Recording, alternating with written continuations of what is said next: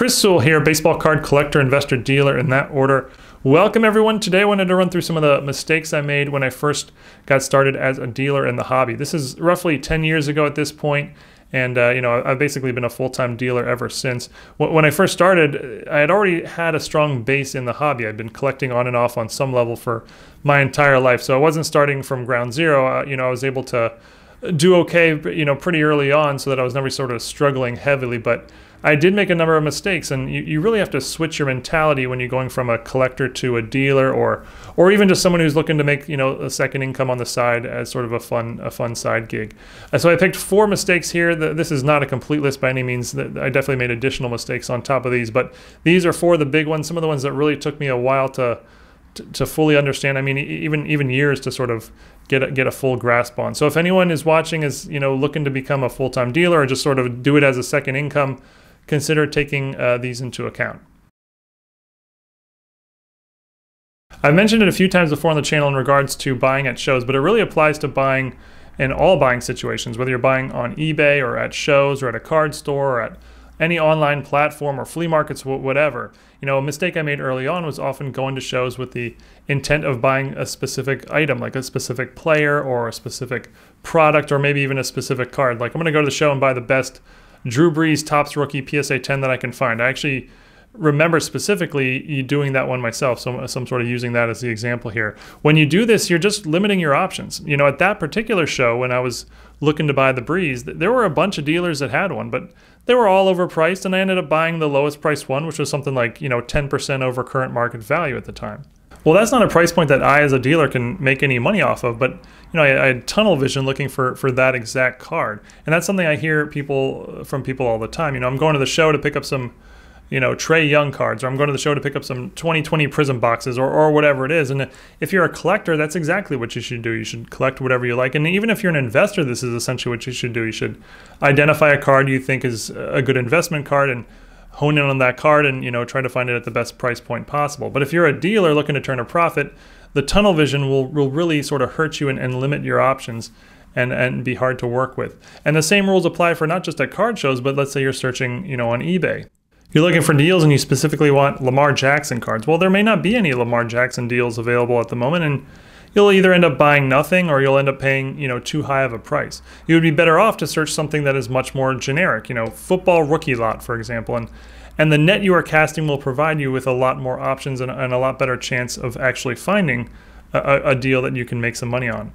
This does mean that to be a successful dealer or a reseller, it benefits you greatly to have knowledge in sort of a wide range of cards. When I was a collector, I basically purely collected baseball cards from the 1980s and the 1990s. But when I became a dealer, I quickly realized that knowing ultra modern and knowing vintage and knowing the other sports and knowing some bulk and high-end stuff and just having a wide variety of everything gave me a lot more options. And when I would go to a show, just a lot more likely that I would find deals that I can do pretty well on. A lot of people ask me, oh, you're going to the show, what are you looking to buy? And I think they're expecting some sort of answer like, oh, I'm looking to buy, Jason Tatum because I think he's undervalued. But the truth is, I never go to shows with, or almost never go to shows with some sort of preconceived notion as to what I'm looking to buy. I just take what the defense gives me and buy whatever I find value in.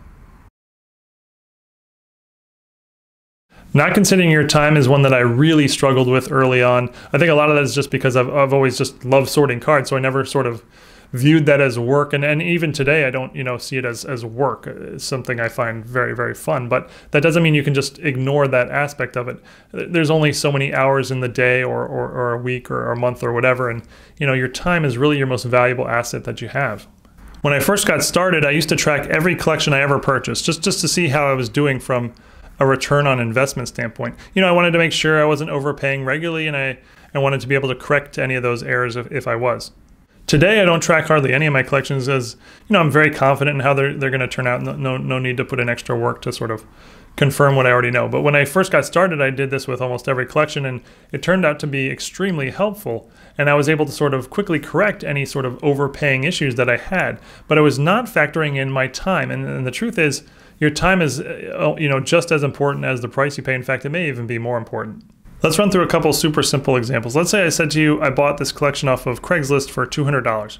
I broke it up and I resold it for $450. Would you say that's a good deal? Well, At first glance, most people would say, yes, I mean, you made $250, you more than doubled your money, that's great, but the correct answer is not actually yes. The correct answer is maybe. That there just isn't enough information here to determine if this was a good deal or not. And a lot of people talk in terms of collections that they bought and the profit they made, and that's all they mention. But let's make two sets of numbers and add them to the chart. Let's say it took you 2 hours to sort through and you sold everything within a week. Well, now I would say comfortably that this was a very good deal. I'll take those numbers any day.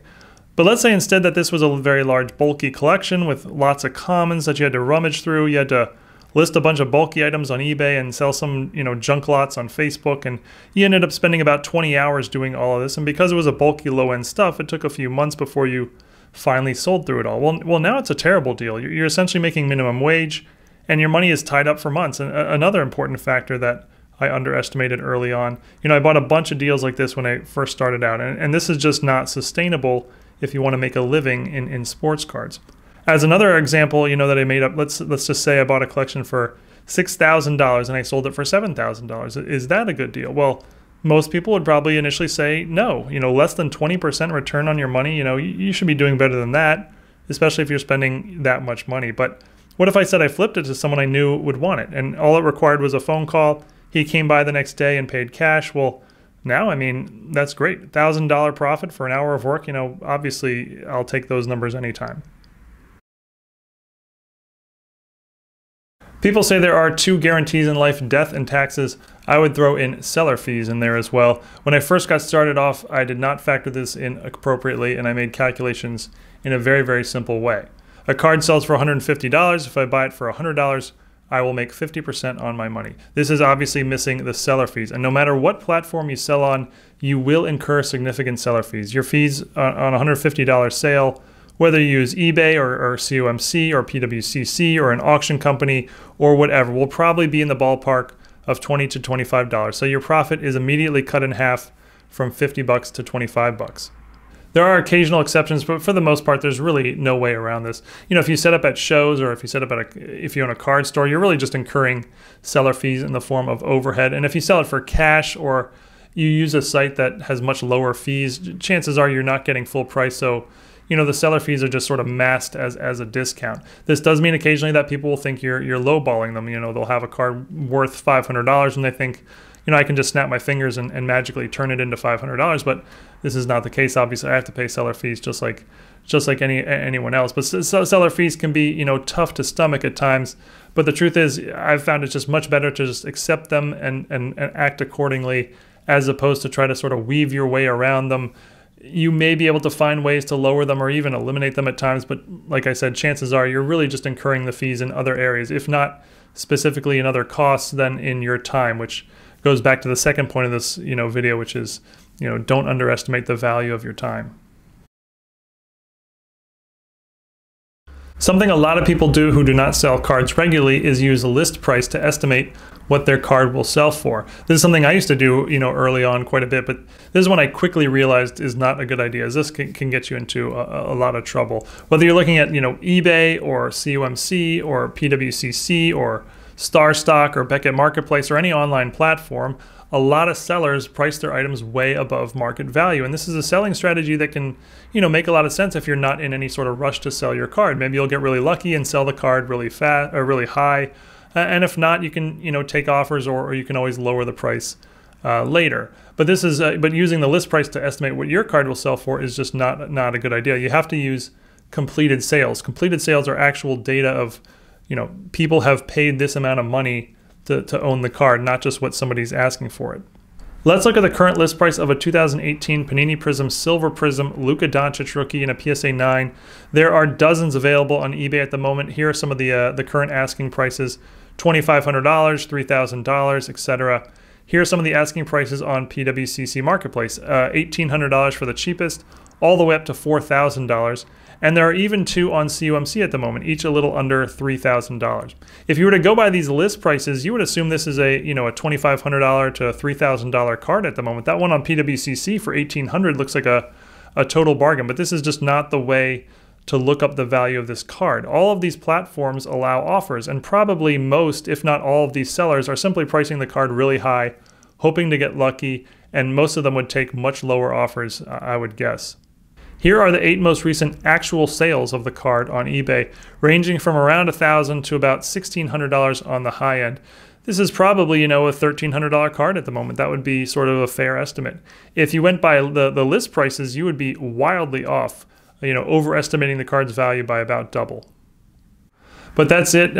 4 big mistakes I made when I got started off in the hobby. As I was making this video, I actually came up with a bunch more mistakes. So I might do a part 2 at some point.